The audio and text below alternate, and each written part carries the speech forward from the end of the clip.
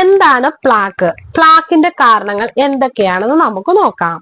പല്ലിനും മോണയ്ക്കും ഇടയിലായി പറ്റിപ്പിടിച്ചിരിക്കുന്ന നിറമില്ലാത്ത ഒരു പാളിയാണ് പ്ലാക്ക്. ബാക്ടീരിയകളുടെ ഒരു കൂട്ടം എന്ന് തന്നെ വേണമെങ്കിൽ ഇതിനെ പറയാം.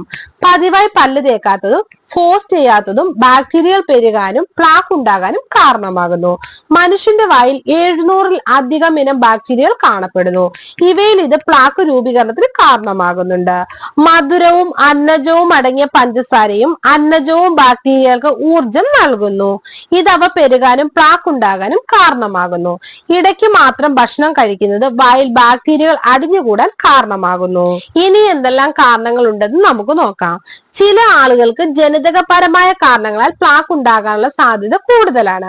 ഗർഭാവസ്ഥ, ആർത്തവ വിരാമം അല്ലെങ്കിൽ കൗമാരപ്രായം എന്നിവയിൽ ഹോർമോൺ വ്യതിയാനങ്ങളും വായുടെ ആരോഗ്യത്തിൽ മാറ്റങ്ങൾ വരുത്തുകയും പ്ലാക്ക് ഉണ്ടാകാനുള്ള സാധ്യത വർദ്ധിപ്പിക്കുകയും ചെയ്യും.